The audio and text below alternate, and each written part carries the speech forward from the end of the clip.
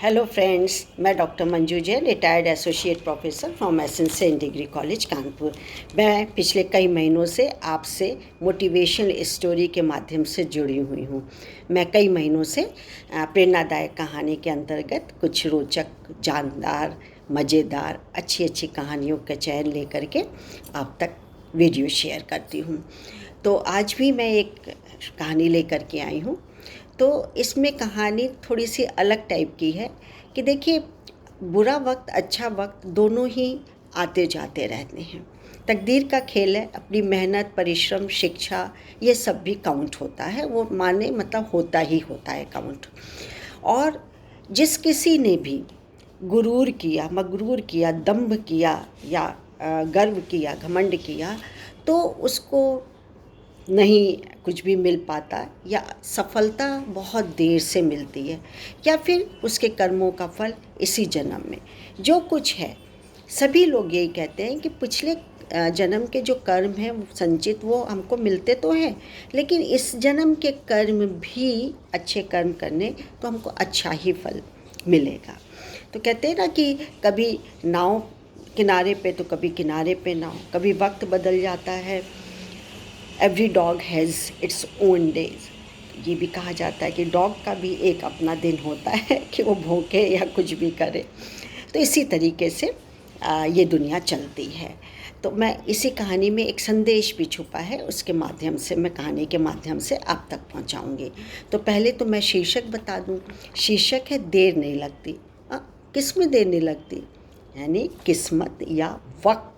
आप वक्त को लेके चलिए कि वक्त बदलते देर नहीं लगती है।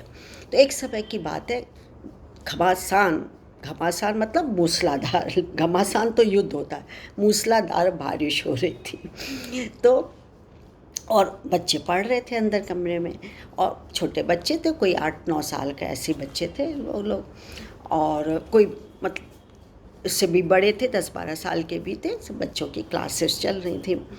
तो उस दिन बच्चों का पढ़ने का मूड भी नहीं था, बारिश और वो है, लेकिन थोड़ा सा क्लास पढ़ा करके टीचर जी ने कहा कि बच्चों, मैं तुम्हें आज 100 रुपये देना चाहता हूँ, बस मेरा मन ऐसे खुश है, देना चाहता हूँ, लेकिन तुम्हें बताना पड़ेगा कि उस 100 रुपये से तुम क्या खरीदना चाहोगे।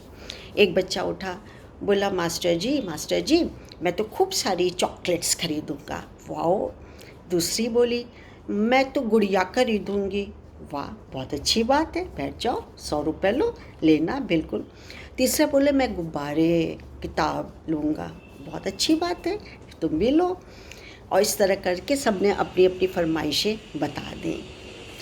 एक बच्चा था, 5-6 लोगों ने अपनी फरमाइशें बताई। तो सर की, मतलब मास्टर की जो नज़र थी, एक गुमसुम बैठा सोच रहा था।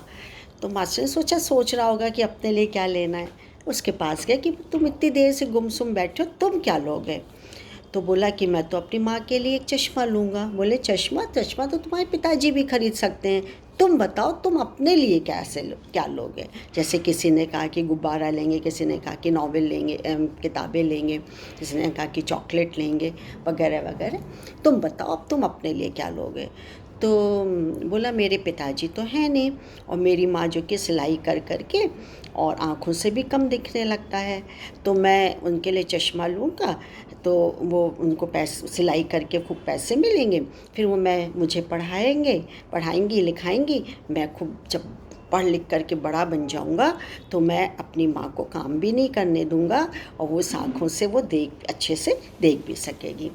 ये सुन कर के जो मास्टर थे, अध्यापक थे, वो भी गदगद हो गए एकदम से, मतलब उसको गले से लगाया। बोले, अच्छा ठीक है, ये 100 रुपये तो मैंने वादे के अनुसार दिए हैं बच्चों को, ये तुम रखो। 100 रुपये मैं तुम्हें और देता हूँ, तुम अपने माँ के लिए चश्मा बनवाना, ज़रूर से अपने लिए भी कुछ खरीदना। ठीक है, जब तुम बड़े बन जाओगे, मैं रहूँगा इस दुनिया में, और तुम बड़े आदमी बन जाओगे, तुम मुझे लौटा देना, कोई बात नहीं है। लेकिन बड़े आदमी बनोगे तो बस इतना है कि मैं चाहता हूँ कि मेरा हाथ तुम्हारे सिर पर रहे आशीर्वाद के रूप में। बच्चा भोला था, चला गया। ऐसे करते करते कई वर्ष गुजर गए, कम से कम 18 से 20 वर्ष इसी तरीके से गुजर गए।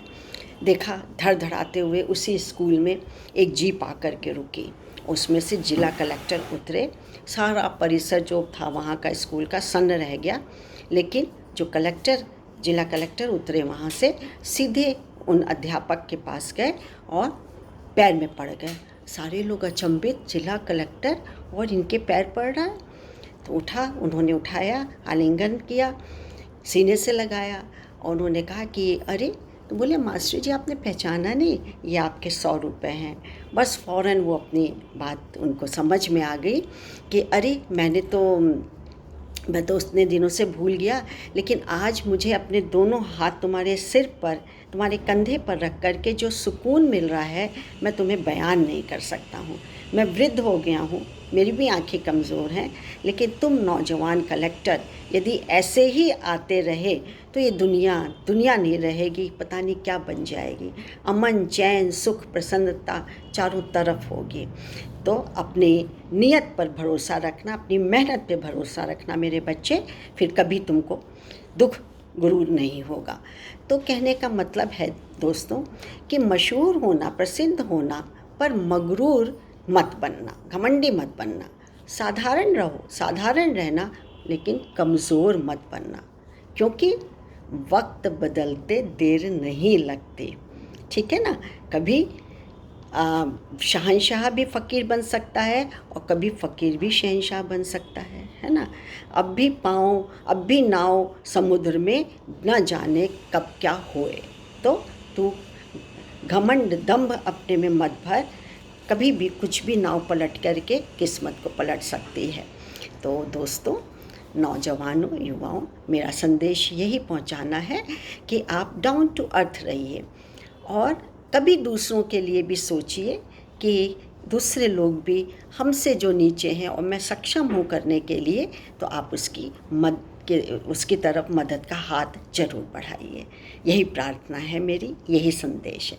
तो आज के लिए बस इतना ही। फिर एक कहानी के साथ मैं उपस्थित होंगी। तब तक मुझे आज्ञा दीजिए। नमस्कार। Thank you.